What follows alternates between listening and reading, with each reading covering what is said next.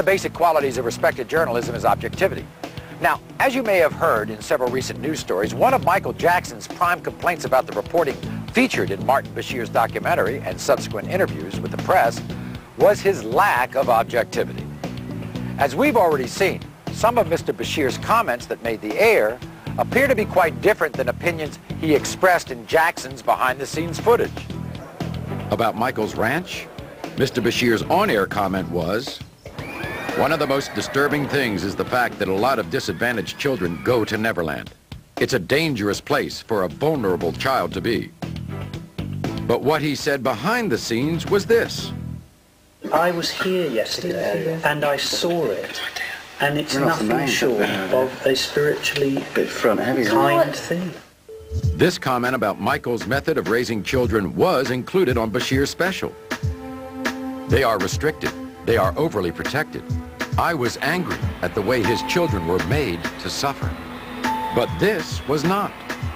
Your relationship with your children is spectacular. And in fact, it almost makes me weep when I see you with them. Another of Jackson's complaints about the documentary is the non-inclusion of certain statements that he feels are pertinent to objective reporting. Like when Bashir devoted almost 8 minutes to the abuse by Michael's father? You remember when you said to me that you just wanted to run away from your father? I hid. I used to hide. But did not include this short and revealing comment. He hurt me when he was little, but he's a genius. The man is a genius. On Michael's taking his children to the zoo, Bashir says it was no kind of trip for 2 young children, and everyone could see it, but Jackson himself. But what you don't hear is Michael's response. I go to the zoo all the time. I go usually when they close it down. And they told us this would be closed down. And as far as probing for the truth about Michael's changing appearance, the subject of vitiligo was virtually ignored. And the severe burns and reconstructive surgery were never mentioned at all. Can we get over this plastic surgery garbage? This is tabloid stuff. Well, you're beyond this. Regardless of whether you feel that Michael Jackson is correct in his assertion that Martin Bashir's documentary was not a true representation of the interviews that actually took place, there is one question that many people share. How could Michael Jackson, a 44-year-old man who has spent most of his life in the spotlight, have allowed himself to open up to a virtual stranger? This footage from Michael's camera may give you a better understanding. That was great. Thank you. That was really, really special. It seems to me that through history, people, they really want to make someone big, and they want to be, oh, this person is so talented, and we've got to make them godlike, and they have to be perfect. And then as soon as they're there, they get more joy in tearing someone down.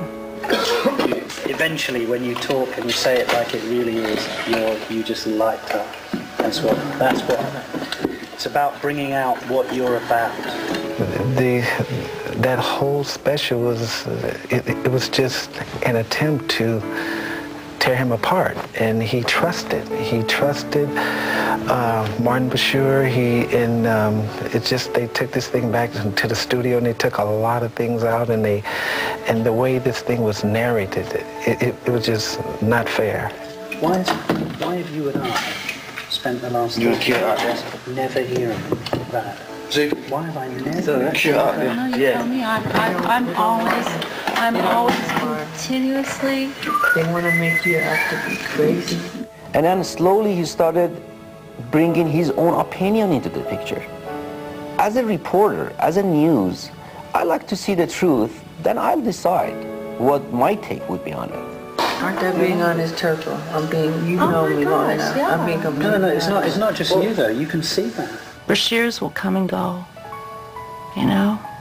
Michael will live forever in everybody's hearts. Why? Your help. Just spoken to him and allowed him to speak. If indeed this video, whatever it was that was shot, is supposed to be about Michael, then it will show him as a caring, loving, understanding father, person, human being. Because that's what he is. No matter what you may feel about what you've seen on this program, it's hard to deny that Michael Jackson is a complex and controversial subject who elicits a passionate response from virtually everyone who comes in contact with him, whether through his music or his private life. In the past 2 hours, our only goal has been to present an objective view of events, showing them as they actually occurred and allowing you to draw your own conclusion. But we do feel it's appropriate to leave you with one more piece of information. Mr. Bashir is quoted as saying, "Michael Jackson is a marvelous father to his own children, and I never saw anything that would qualify as a criminal activity." This comes from an interview dated just a few days ago. Thanks for joining us, everyone. I'm Maury Povich. Good night.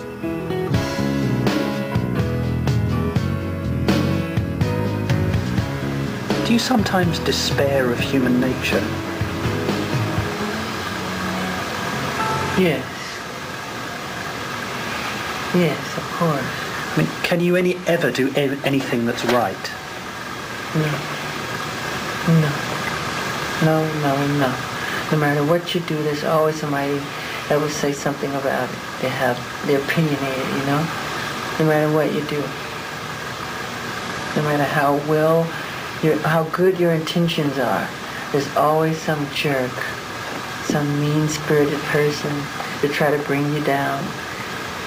And all you wanted to do is bring some love and some joy, and, you know, that's all. Granada, who made the Living with Michael Jackson program originally broadcast on ITV, maintains that it was a fair and balanced portrait of Michael Jackson and stands by it.